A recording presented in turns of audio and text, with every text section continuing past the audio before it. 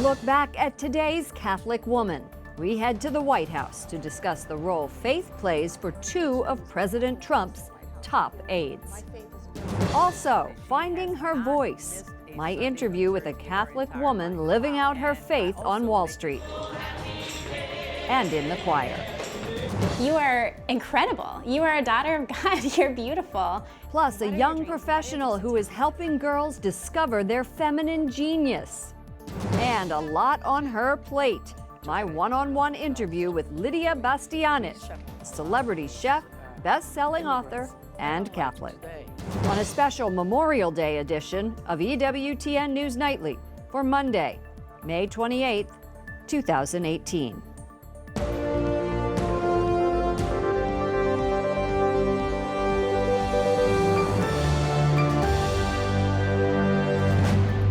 Good evening from Washington, D.C., and thank you for joining us for a special edition of EWTN News Nightly, including today's Catholic woman. I'm Lauren Ashburn. We begin tonight at the White House, where two Catholic women serve as advisors to President Trump, and they aren't afraid to profess their faith publicly.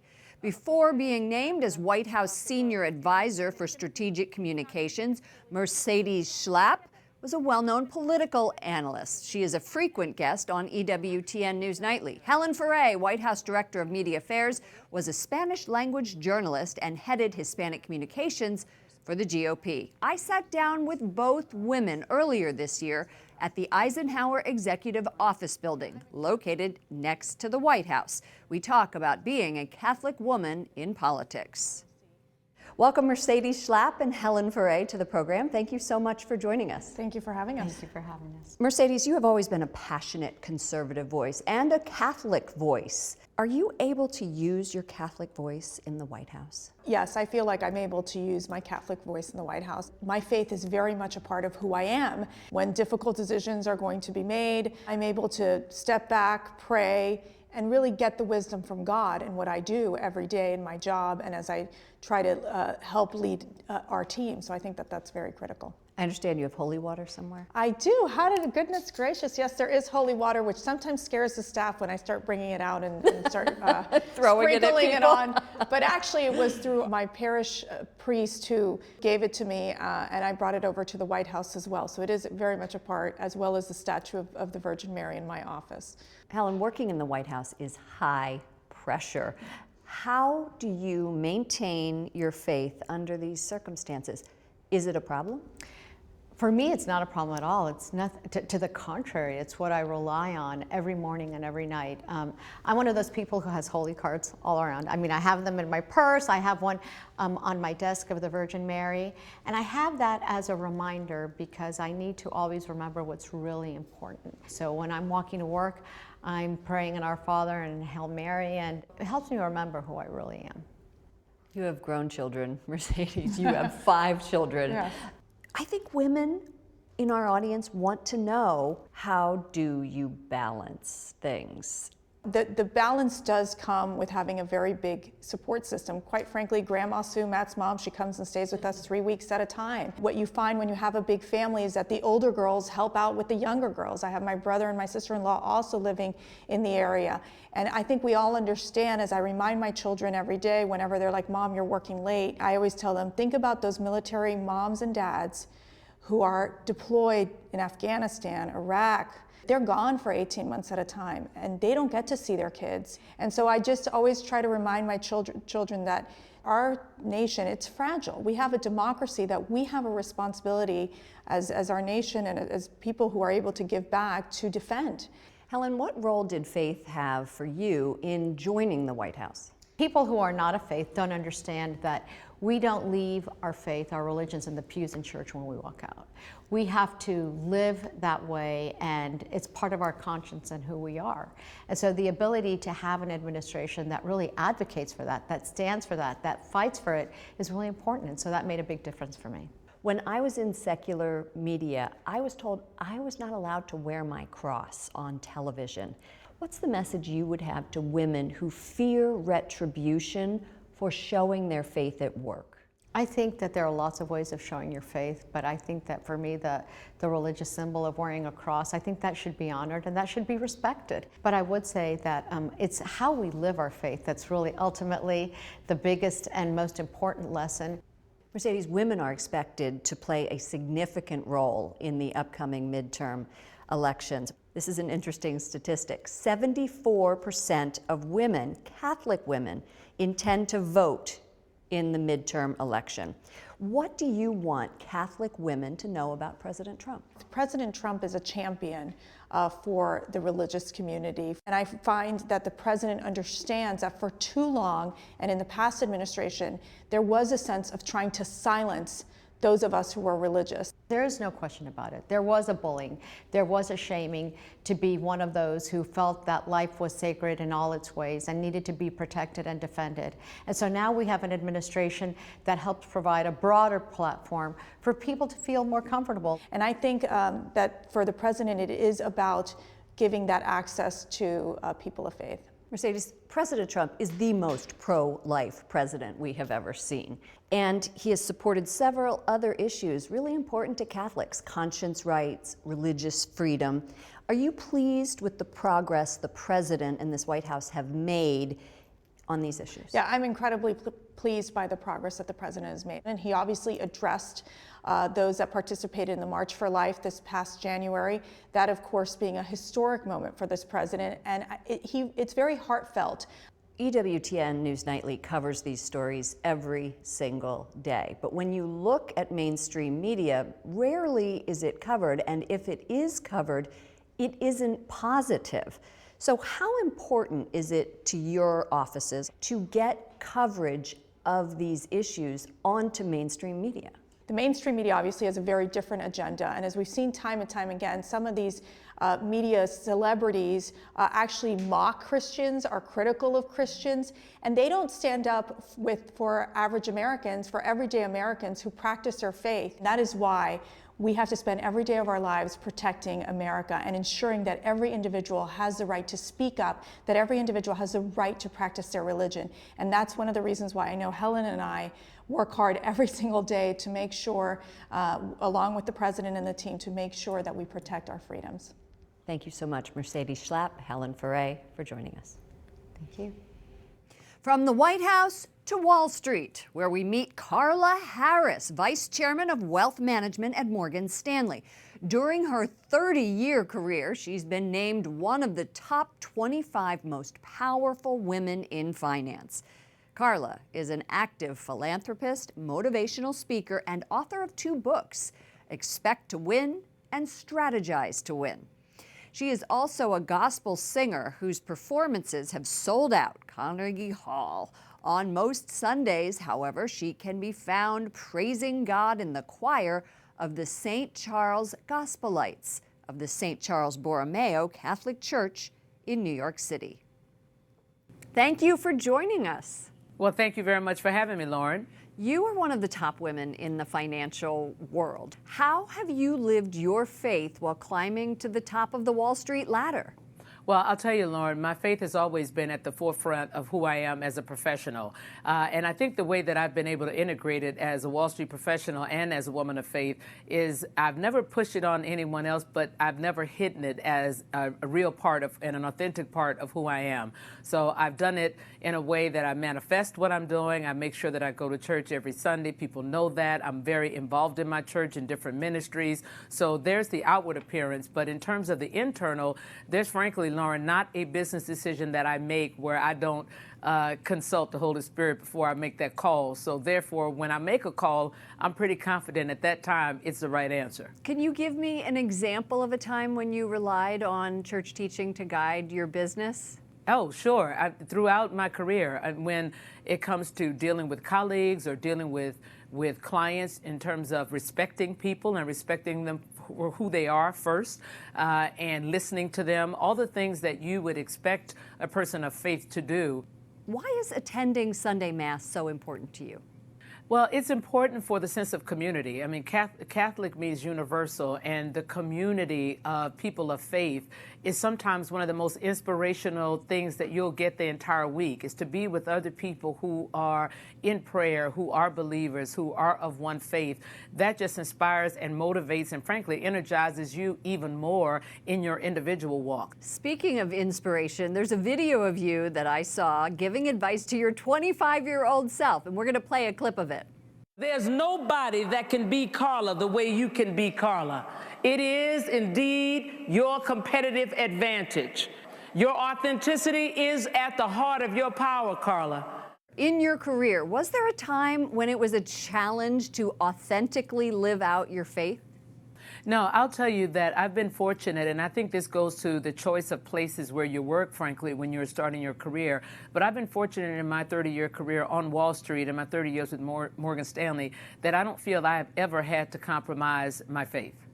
Do you have advice for women who might have to do that? I don't think there's ever a reason or a time, frankly, Lauren, when you should have to compromise your faith. You need to know who you are and know whose you are. And if there's something that goes against who you are and whose you are, then you have to stand up for that. And you will not ever be penalized for that. You have a young daughter. How are you passing your faith and values to your daughter?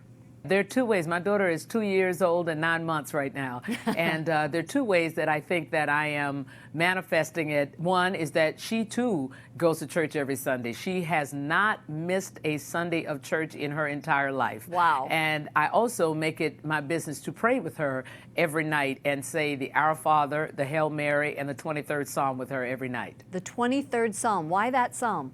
Well, that was my grandmother's favorite psalm, and that was one of the first Bible verses that I learned and memorized among the other scriptures that I know. So I wanted to pass that along to her, too, because for me, it also reminds me that I should not get myself preoccupied with who might be in charge in the world, because the first line is, "The Lord is my shepherd, I shall not want," because I need to know that whatever I need, it will be supplied by Him. Before we go, I want to share with our audience a video clip of how you spend your Sunday mornings.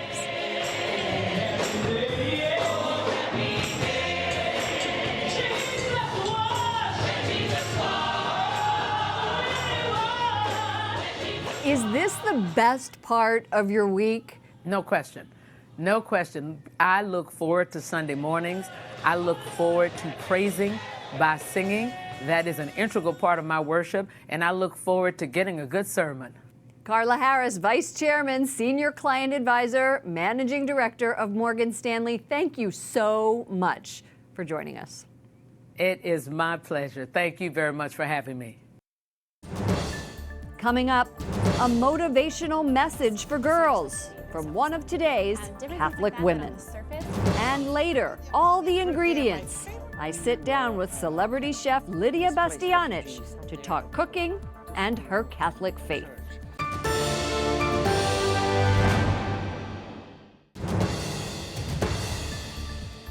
Welcome back. I'm Lauren Ashburn. Now we turn to the next generation. After hearing too many friends doubt their inherent value, 26-year-old Julie Larkin had enough, and the nonprofit Girl Talk was born. Julie Larkin, Executive Director of Girl Talk, thank you so much for opening your home to us. Thank you so much for having me in my home. This is so wonderful and exciting. Thank you. Tell me about Girl Talk. Why did you start it, and who does it help? Great. I started it in college, when I was a junior in college, because I was meeting freshman girls that really needed to be loved. How so? They were residents of mine, and I kept hearing these stories from them. Julie, I can barely look at myself in the mirror in the morning. I feel so ugly. Julie, I really like this guy in my English class, but he'd never look at me because, I'm so much less pretty than so-and-so. Different things like that on the surface can seem kind of petty, maybe, but deep down there was a real question of self-worth. And I kept hearing these conversations around the hallways, and then one night I got a really terrifying phone call that one of my residents had tried to kill herself. And this was one of the scariest moments of my life, and I ran to her side, and being there with her, I kept thinking, what caused this beautiful, talented, smart 18-year-old to feel that her life was not worth living.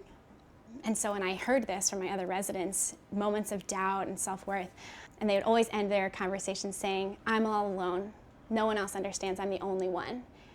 And I kept thinking to myself, but you're not the only one, you know? I've Listen had to all these moments- girls who Yes, feel the exact same way. Exactly. So you started this program, and then you went to a high school in New Hampshire, and now you have these coffee clatches, I guess Yeah. we could call them, with all the girls coming to your house, and Yeah. now they are also reaching out. Why is it that women, young women, feel like their lives aren't worthwhile? That's a great question. That's a great question. I think there are a lot of lies out there. I think there's a lot just innate within us. I think there's a lot in the media. We're always trying to live up to this certain expectation, this certain perfection. And we have to be the prettiest, we have to be the smartest, we have to be on top of everything. And if we're not, then we're just not good enough, right? And so we see all this perfection and we think, I need to attain that, and I'm not worth anything until I get there. Social media has a lot to do I with think this. it does. Yeah, we see these images on social media, on Instagram. We're constantly scrolling all the time. I mean, the middle school girls we talk to now, I see them scrolling through their phones, and I think, oh my gosh, I didn't have this when I was in 6th I know, and and it's they 7th grade. have to just have this perfect life. And so what are you teaching? I know that it's not just a Catholic group. Right, but everything is informed with that beautiful Catholic teaching that we are made in the image and likeness of God, right? That we have dignity and that we are worth it and worthy. So every time we talk to the girls, we tell them that you are enough, you are worthy, and you are loved. And we want them to witness that and experience that in the friendships that they make through Girl Talk, right? So how do we treat each other, right? Are we giving that beautiful love that Christ mirrors to us? Are we treating each other well? Are we welcoming everyone in? Hospitality is a huge part of Girl Talk. And that's why you have it in your home. Yes. I have it here in my home, and then all the campus ambassadors, those are the college leaders we call them, they open up their dorms and their apartments and their living spaces to everyone around them. It's open to their peers, because it's so important to be authentic and to be vulnerable. I welcome the girls into my home and they see, oh, there are some dirty dishes there. You know, Julie's a real person. She's not just this perfect, made up, figure. Founder of a wonderful movement. Right. But she's real, right? And I love having these authentic conversations with the girls where we really get to know each other and we have authentic friendship. And then they go and then they have that with the girls that they work with as well, and they talk to. What is your dream? I love that question. My dream is that every woman knows her inherent value. She knows how much dignity she has, and she lives by it. I think it's really easy for us to doubt ourselves and then to settle, whether that's in relationships, whether that's with work, Faith. whatever the case may be. But this is real life, and this is me, and this is just how it's going to be. No, you are incredible. You are a daughter of God. You're beautiful. What are your dreams? What are your gifts and talents? And how can we help you achieve that, right? So my dream is that every woman achieves her dreams. Okay, how can you get to my daughter's middle school? Right now. Great, I'll get you my email. Julie Larkin, what you're doing is just courageous and wonderful and so needed in this secular and superfluous at sometimes society. Thank you so much for joining us. Thank you. Thanks so much for having me. If you are interested in building a sisterhood or would like to book Julie to speak at your high school or college, please visit her website, ourgirltalk.org. Up next, Grace Before Meals. Celebrity chef Lidia Bastianich tells us about food, her family, and her faith.